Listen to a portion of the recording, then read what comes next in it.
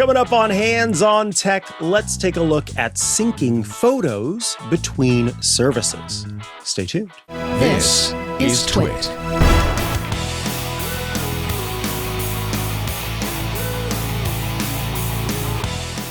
Hello and welcome to Hands on Tech. My name is Mikah, Sargent, and today we are taking a look at another question. That's right. This is the show where I take your tech questions and I answer them because that's my job. That's what I'm supposed to do. That's what the show's all about.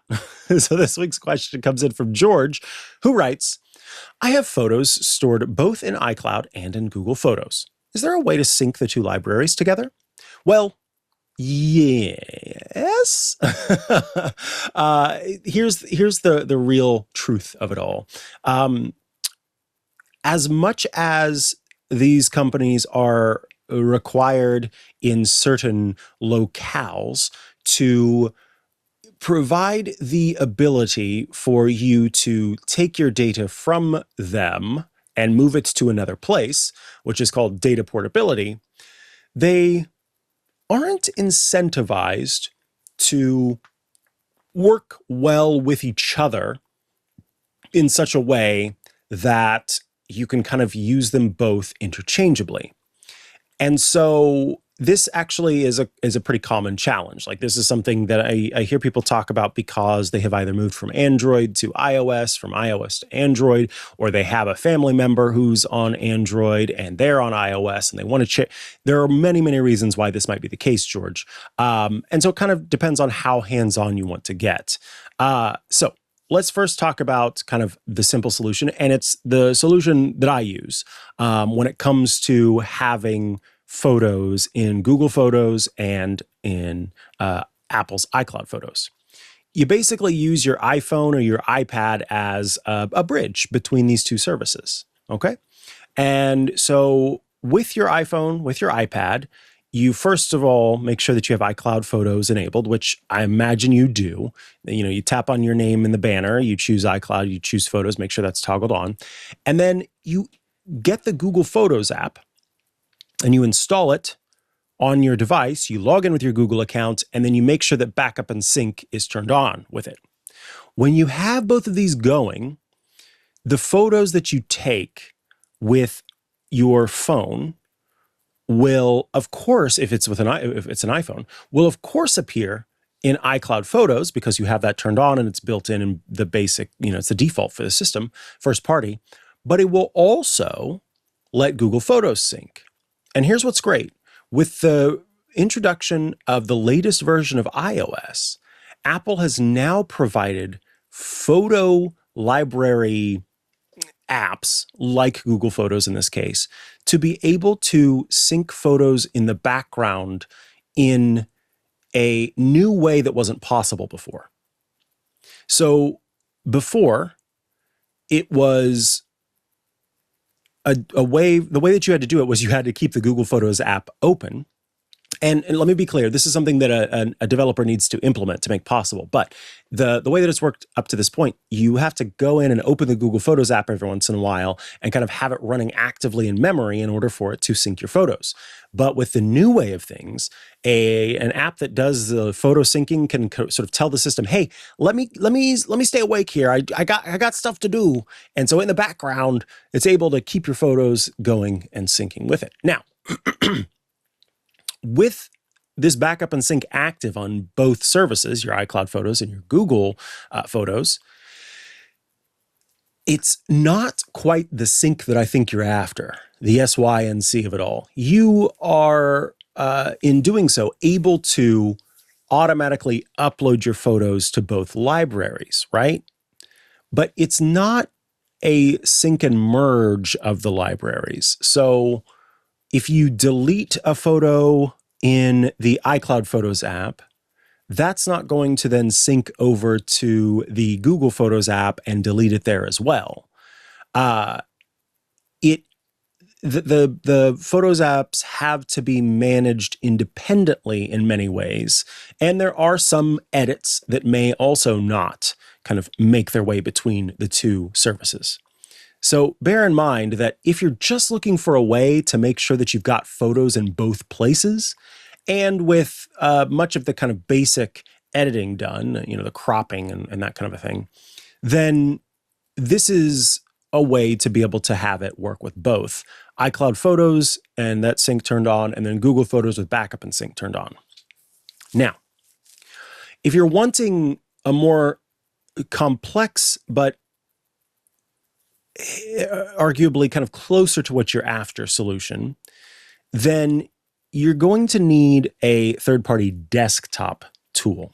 And there are a couple of options that I will recommend here for you specifically. There's a third-party option that I've recommended in the past to people with sort of network attached storage or some like home server option, and it's called Immich, IMMICH. I don't think that's the solution for you here. For you, the two solutions start with first, PhotoSync. PhotoSync, SYNC, all one word, available for iOS, it's for Android, it's for Mac, it's for Windows, it's for Linux, it's for everything. And it will transfer photos between iCloud, between Google Photos and other cloud services. So it works with a lot of cloud services. It'll do bulk transfers of your existing libraries. So let's say you've sort of established your library in Google Photos up to this point and you want things in iCloud Photos or vice versa.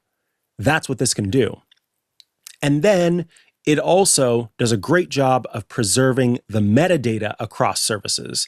So sometimes doing a transfer, when you export photos from Google Photos, it might lose some of that metadata, or it exports it in a way that another service can't read exactly. This is going to take care of all of that for you. Now, understand that it is not free. PhotoSync does cost. In fact, the services that I'm mentioning have some price involved, but it makes sense because these services need to talk to the services that you're using and their servers. It's very involved. So prices around like $4 to $6, which is not bad.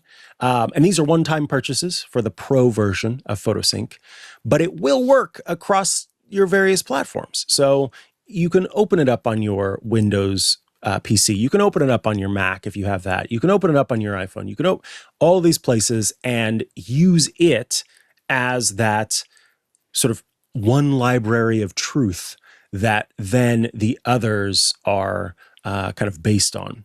The other option is a previous sponsor on the network. That's Mylio, MYLIO, which we've talked a lot about before. And it is, again, this central kind of hub that has your photo library that is basically what it does is it's the way to look at all the places where your photos are. So if you have them in iCloud, if you have them in Google Photos, if you have them in local storage, if you have them on a network attached server, wherever they are, this thing is going to keep them organized. It's going to keep them synced. It does have that. I forgot. It does have that free tier. So there is a free tier, but if you're wanting to use some of these advanced features and be able to sort of pull from these multiple services, that is going to cost. So you'll want to look into that as well. So I think it's kind of going down the line, right? For you, George, start with using the iPhone and the iPad as a bridge and see if that's enough for you before you start to get into the more complex solution, which requires a lot more work on your part and also sort of a shift in thinking in a way as well. Because the big caveat here is that there's no tool currently that provides live, automatic, two-way sync between iCloud and Google Photos. Again, they're not wanting to talk to each other like that. They don't want you to do that. That's not the point of these services. They want you to go, I choose you, I choose you. It's very much a Pokemon situation. Although I would argue Pokemon probably don't want to be chosen, if I'm being honest. Come out and fight for me. Anyway, that's a whole other show, not this show. But I think that when it comes to this, you need to understand that you're not going to get this sort of perfect sync between platforms, and you almost just need to choose which one you want to go with. So if you have photos stored both in iCloud and in Google Photos, consider moving all of them from one over to the other and then focusing on that one going forward. Or moving all of them from the other and going to the other one and focus on that one going forward. But, George, do what I do, which is I have my Apple Photos library as my true one photo place. I use Google Photos as a secondary backup. Oh, it's technically a tertiary backup, but that's beside the point. So once I've got everything set up, I don't really care if things are syncing and, whatever between the, I just want a place where my photos are stored, another place where my photos are stored. And then there's also something to be said for Google Photos' search functionality, where sometimes if I can't find something with Apple Photos, I'll head over to photos.google.com and I can find what I'm looking for. So there are reasons to use, one or the other, but I think just get all of your photos into one, either through the method that I talked about, the simple one between iPhone and iPad, or if you really want to make sure everything's working exactly as you want, PhotoSync or MyLeo or options to make sure that they all make their way to where they're supposed to go. And again, just bear in mind that a lot of times what's happening here is they're only talking to each other as much as they're required to. Hey, so we're in the final stretch of the 2026 audience survey. And I don't know if you know this, but every time one of you fills out the survey, it gets a couple of degrees warmer here. We could use it. If you haven't filled it out, this is the moment. The survey closes on January 31st.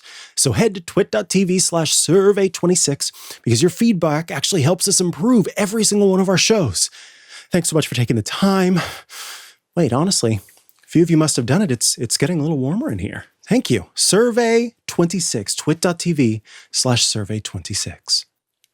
All right, as I've mentioned in the past, there are times where people write in with their feedback about previous episodes. You can email me, hot@twit.tv, with your questions, but you can also email me with your answers to questions that have come up on the show before. Love to hear from from people who've either solved this problem because they've had it themselves or came up with something while they were listening, whatever it happens to be. Love, love, love to hear from you in that way.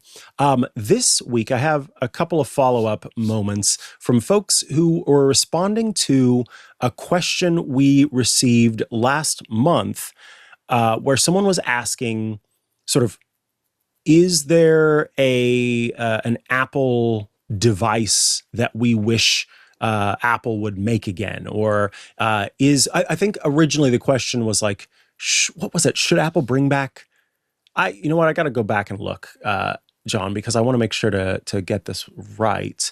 Because I think what happened was it was a question that I turned into a bigger question for our listeners now that I'm thinking about it. And originally when I read this, I thought it was simply a question. So let's see. So the question that the listener wrote in with, oh yes, here it is. It was a question from Michael. Michael asked, do you think Apple will ever create what will be an updated iPod Classic, which could be updated to be a home ecosystem device? And then kind of talked about how they felt like if Apple did this, it would just change everything and it would be a great, business strategy for them. And so I talked a little bit about that, but then I also I asked, hey, what would you love Apple to make again? Because I mentioned that I wanted to make an AirPort, the Apple router again. Sandra wrote in to say, totes agree, would love a new Apple router. Second wish is that they would bring to market security cameras, including wireless options. I would definitely be on board with an Apple branded security camera because it's going to have great optics. By that, I mean optical quality. I don't mean optics in the PR sense of the word, and that it's going to be privacy protecting. And those are the two things that I can, it'll look good. Those are the three things that I can definitely say about it. I'm the rest of it, I don't know, the connectivity of it all. But certainly it would be something I would try and hope would be pretty great. The second response comes in from Rich, who also was answering the Apple Wishes question. And Rich says, I would love to see an updated Newton with all the modern conveniences, but the old 2100 form factor. While there are ways to get some of the same experiences with current tech, it's not as magical as what Newton had. I still have every single model ever produced and even ran for a time the emulator on a Samsung with pen. Ultimately, the current Newton offerings are too limited to be useful daily, in my opinion. Either having Apple create a modern version or releasing the source code publicly could move this forward. This isn't the first time where I've heard people say they would love to see the return of the Newton. And given the prevalence at this point of the little devices that people have, little tablets that people have that they're writing with, right? The Kindle Scribe and some of the other options that are out there. Is this the time for the return of the Newton? Perhaps it is. Thank you for your answers on that, though. It's fun to hear from you as well. There are lots of jokey moments in the chat as answers, but also some good ones, including Wadfan, who would love it if Time Capsule made its return. 100%. I would love Time Capsule to make its return. For people who don't know, it was a way to, it was a router. It was like an Apple Airport, but it was also a little hard drive where you could make sure your Mac stayed backed up. And so it was a time machine backup that was just connected to your router. The Airport Express also, with the Airport Express, we talked about how it had a little audio option. So it was kind of like wireless audio streaming before the modern means of doing so. So yeah, there are some fun things that used to exist there. In any case, thank you for your responses to that. If you have questions for me for future episodes of Hands on Tech, you know how to get in touch. HOT@twit.tv. I need to have a little button. I should make a little button and it just pops up on the screen. Maybe it makes a sound too. HOT@twit.tv is how you get in touch. And I'd love to hear from you. Thank you so much for tuning into this week's episode of Hands on Tech. I'll be back next week. Oh, before I go, if you come across at any point a wacky gizmo gadget, interesting gizmo gadget, whatever it happens to be, send those to me as well. HOT@twit.tv. In 2026, I want to do more video reviews on Hands on Tech as well. I want to go hands-on with the tech before it gets to you, and I provide support to you. And then we'll also keep peppering it in with the answers to your questions. So this show is always meant to be a hybrid of both. And I kind of want to start things out with some fun as much as I want it to be, very useful devices. I also think it'll be fun to do some fun tech stuff. So yeah, be sure to get in touch. HOT@twit.tv with your links to that. Goodbye, everybody. I'll catch you again next week.